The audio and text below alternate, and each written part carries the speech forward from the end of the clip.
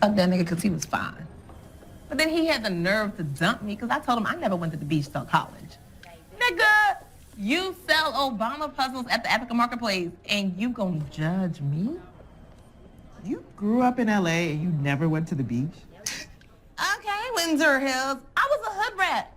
All I knew was Florence and Crenshaw. Whatever, I am still fly. All right, I have a request about the Octanes. And everybody knows my Octanes. 85 is ratchet or ghetto, which is poor or just surviving. 87 is just your basic working class, which makes up the majority of the people. 89s are the mid-grade or the what Kevin Samuels calls the people that are stuck, men and women, that are educated but don't have the determination to actually actuate that education and become the so-called upper class or upper middle class people. 92 is the upper middle class, or what we call the well-to-do middle class folks, corporate people. And the 100 octane are the wealthy, whether it's, I should say wealthy or the entertainment class, the famous class. Whether you're a billionaire or whether you're an athlete, singer, whatnot, we call that the baller class. They have wealth and status. That's the top of the heap. And for women, how they get into the baller class, they have to be accepted by the men in that particular class. So, what is particular about what we're going to call an 85 climber?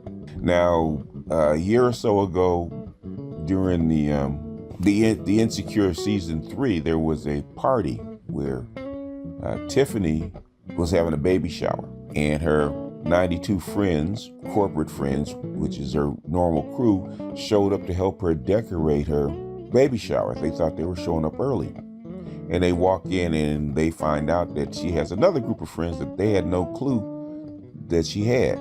And all these women were what I call the AKA type, particular kind of hair. They're all nice and thin and they're in shape, and you can tell by the skin they're well taken care of.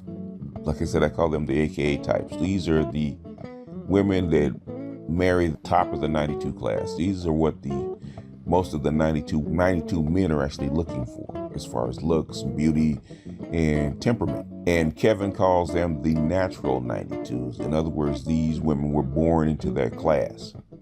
Whether probably their parents were educated, they could be the bourgeoisie where they are raised with Jack and Jill. Their parents are probably corporate professionals, blah, blah, blah, blah, blah, right? These are the natural 92s. The working class 92s, the ones that earn their ways up, are the ones that come from the lower classes, either the 87s or the 85s.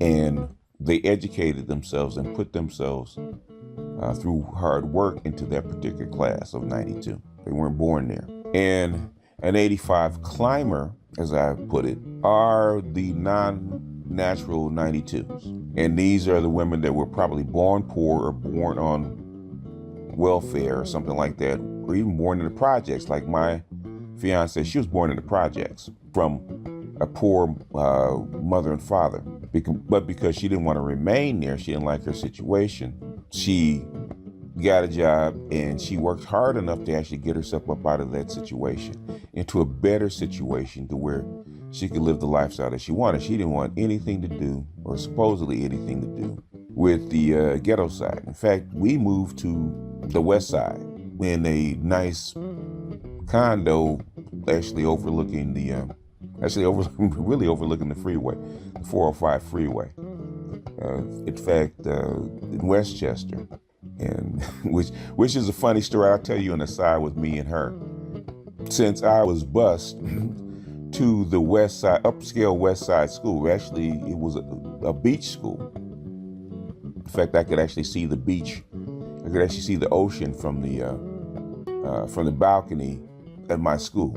I could actually, in the front balcony, I could actually, at the time, we could actually see the marina from our balcony. So that shows you the class of people that the school was situated in.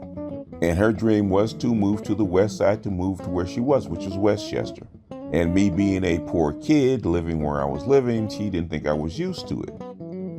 Until we moved there and she found out that I actually, half my time growing up was actually in the area where she moved to, that she aspired to. So the class of people that she wanted to be around, the class of people that she wanted to be surrounded by, I actually grew up with. I actually knew a lot of those people personally, which is a funny aside with me. Me and Ram and Kevin are like Quislings. Okay, we kind of grew up with our fingers in all 5 different classes, which is kind of unusual. But anyway, 85 climbers are very unique people because they are the most determined, and they normally are the most focused because they have to be. And the problem with 85 climbers, as I put them, are they are never comfortable in their own skin, or at least comfortable in the skin that they have donned as a 92. They're never comfortable as a 92. They're always questioning themselves. They're always looking over their shoulders because a lot of 85 climbers are ashamed of where they came from. Not all, but a lot of them are actually ashamed of where they come from. So they do a lot of hiding. They do a lot of pretending. They do a lot of posturing because they think they need to prove that they belong in the class that they're in. And women are more susceptible to that, especially if they have to work it. They always have a chip on their shoulder. Men, in a sense, can. Black men do it a different way, especially if you come from a poor school. If you come from a poor school and you went to, K through 12 at what I call a hood school, and you do elevate yourself to the upper middle class status, then you will tend to have a chip on your shoulder. I see it with men. It comes out in a different way. But men try to take their hood talent with them. In other words, I'm going to prove that even though I'm hood and I'm still hood, this hood has value in this particular world, and they bring their experience with them. Okay, they almost wear it as a shield. Women, on the other hand, take it as something to be hidden. So they hide that side of them. They hide that part of them. They'll mention that I went to school here, or I have family here, and every now and then they'll visit, almost like a tourist. They'll come back and visit the old folks in the ghetto, just like the athlete that makes it in the pros, and they drive through and they visit, and then after they visit, they left and they go back to their life. You see a lot of athletes do that. Women are similar to that. So if you're going to deal with an 85 climber, you got to understand that she has a chip on your shoulder. And basically, if you get a 92 and you notice that she's not quite comfortable, or feels that she didn't grow up in that atmosphere, ask her where she came from. Ask her how she grew up. If you're going to get serious with it. If you're not serious with it, that's a different story. Ask her where she grew up. Tell her about your lifestyle and how you grew up, with schools that you went to, so you can get into her psyche, because basically you can't leave it. If you went to school from K to 12 and you went to school in the hood school, you can't leave that. If you grew up in the hood, you can't leave that. That's part of you. And 92 women, to fit in, will try to hide it like they didn't grow up there. And there's always that fear that they're going to be exposed for being a lower class woman, and that chip will always be on their shoulder. If you look at the Insecure, that character Molly, that's a 92, she's always trying to prove herself. She's always trying to work doubly hard to stay where she's at. She's always got that chip on her shoulder. I got to have the right man. I got to drive the right car. I got to live in the right place. I got to make partner. I got to, I have to. Whereas the natural 92 is far more relaxed, because being at that particular level is normal to her. There's nothing to hide. There's nothing to protect. She grew up that way. There's no chip on her shoulder. Now, natural 92s bring their own problems because their expectations are different. The kind of man that she wants is different. The man, how she wants to be treated, is different. But the 85 climbers that come from poor surroundings, especially if they come from ghetto surroundings, they're going to have a particularly big chip on their shoulder.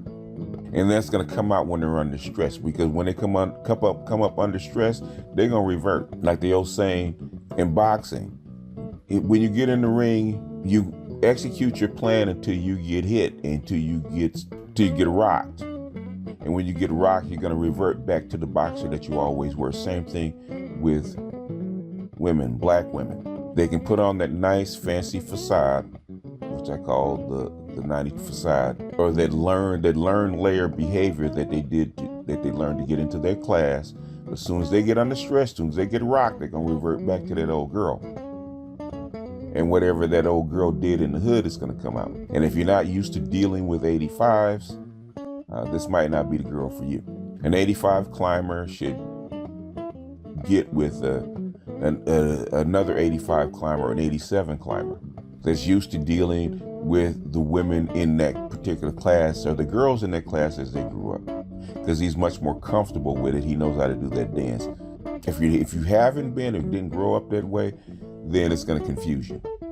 And a lot of times the women will put that cloak on, and I get this question all the time from 92 guys, corporate guys, that will have a coworker or a woman in that circle that's a 92, but she gonna date a baby boy or a Madden King or a thug or a criminal, right? Or what we call a criminal. And the guys can't understand it. So, okay, she's drives a Mercedes, she makes $120,000 a year, and she's got this education, whether it's a master's or a PhD, but she's dating this dude. And they can't get it. First question I asked him, said, what did you ask where she grew up? Because where she grew up will actually determine what her imprint is. She might have a PhD because she went to school. She could even got a scholarship and went to school. She could, in the lab and on the job, she could be on point. But her imprint is still whatever she thought the top guy was in her neighborhood, which is probably, could be the pimp, could be the dope dealer, could be the thug, could be the gangbanger. You don't know. That's why history, and rich people always knew this. Your pedigree, your history was always more important than your money. More important than your money. And a lot of black people forget that, especially in this egalitarian society where education can put you in certain spots. And a lot of people think that just because you don those clothes or don the uniform of a 92, that you are a natural 92, and sometimes you're not.